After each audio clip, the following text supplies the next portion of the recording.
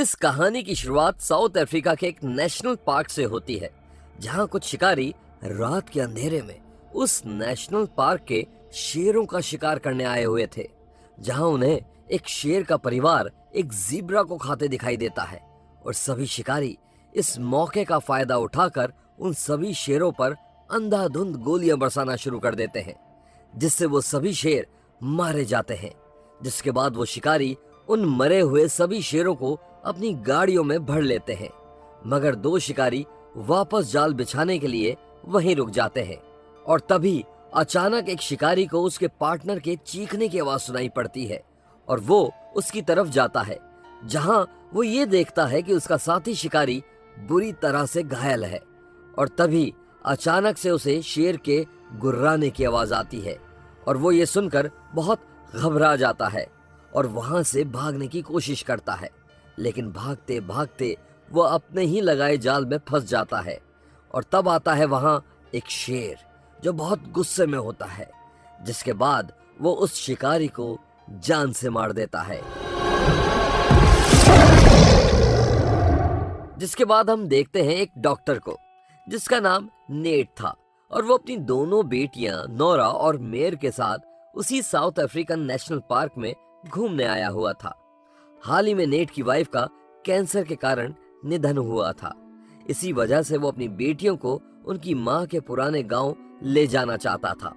इसके बाद हम देखते हैं एक कैफे में कुछ देर इंतजार करने के बाद वहां नेट का दोस्त मार्टिन आ जाता है, जो कि एक बायोलॉजिस्ट है और इस नेशनल पार्क का मैनेजर भी है। अब यहाँ से मार्टिन नेट और उसकी बेटियों को अपने गेस्ट हाउस लेकर जाता है, जहाँ रात बिताने के बाद अगले दिन की सुबह होते ही मार्टिन उन तीनों को जंगल सफारी के लिए लेकर जाता है, जहाँ नोरा और मेयर अलग अलग किस्म के जानवर देखकर बहुत खुश हो जाती हैं।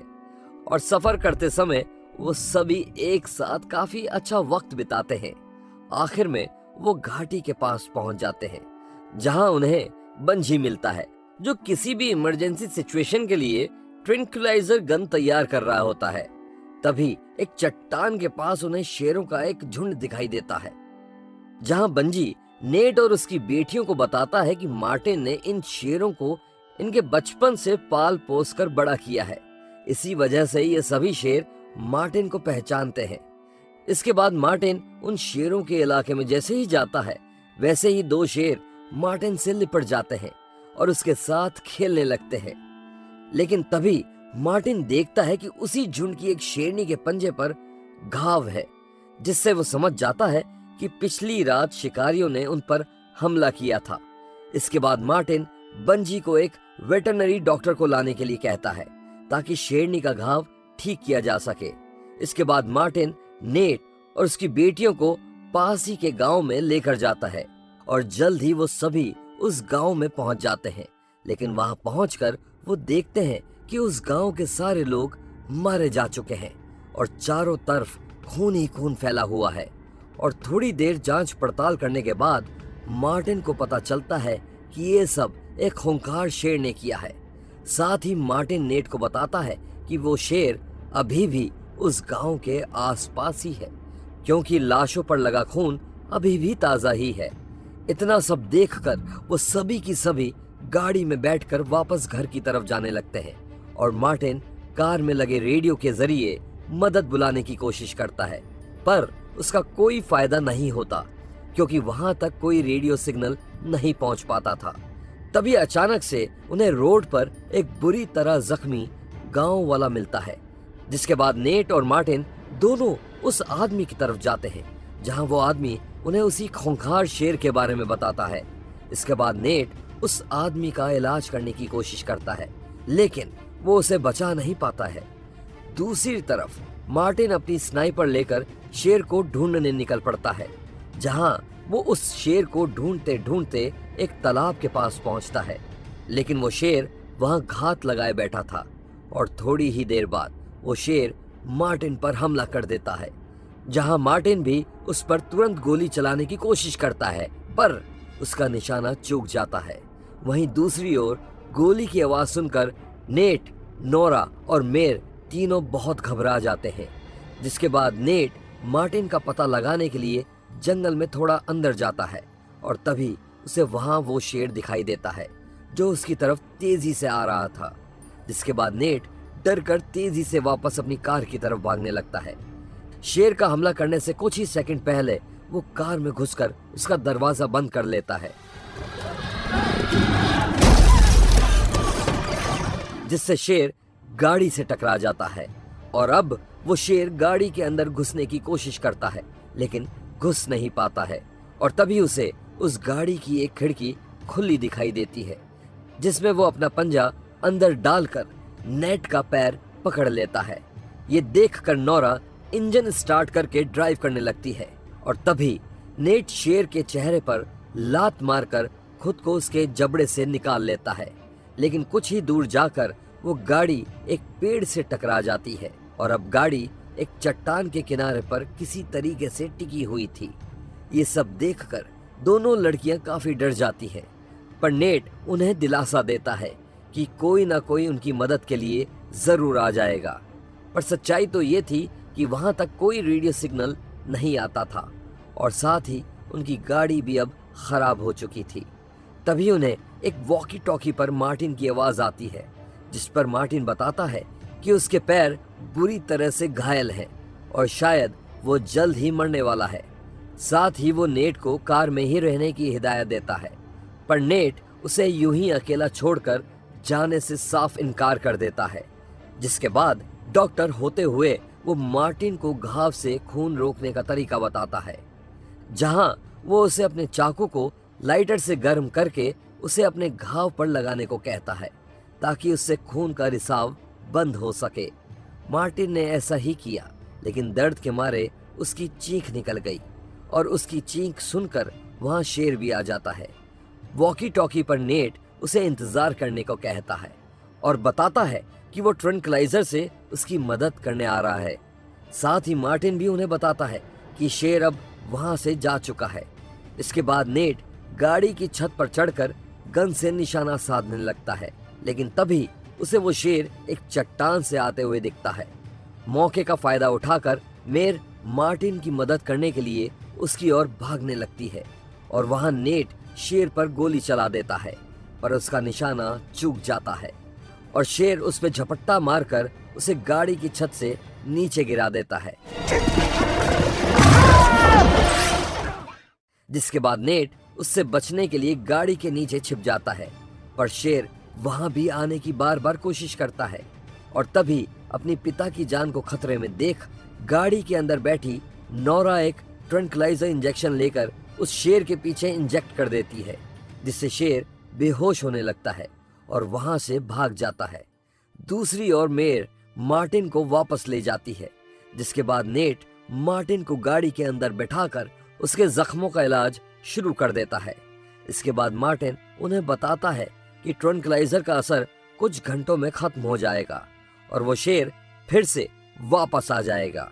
नेट मार्टिन से शेर के इस खूंखार बर्ताव के बारे में पूछता है तो मार्टिन उसे बताता है कि शायद इस शेर के सारे झुंड को शिकारियों ने मार दिया होगा और इसीलिए वो अपने बदले के लिए सबको मार रहा है, लेकिन किसी को खा नहीं रहा।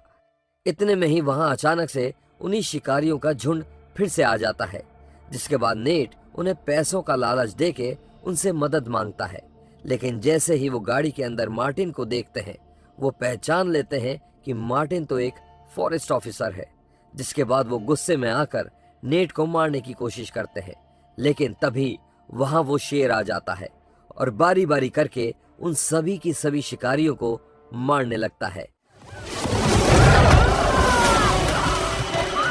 और इसी मौके का फायदा उठाकर वहां से बाहर निकलने के लिए नेट उन शिकारियों का ट्रक चुराने का प्लान बनाता है। लेकिन क्योंकि वो सभी शिकारी उस शेर का पीछा करते करते जंगल के अंदर चले गए थे, इसी वजह से नेट को भी ट्रक की चाबी लेने के लिए उनके पीछे जंगल में जाना पड़ता है।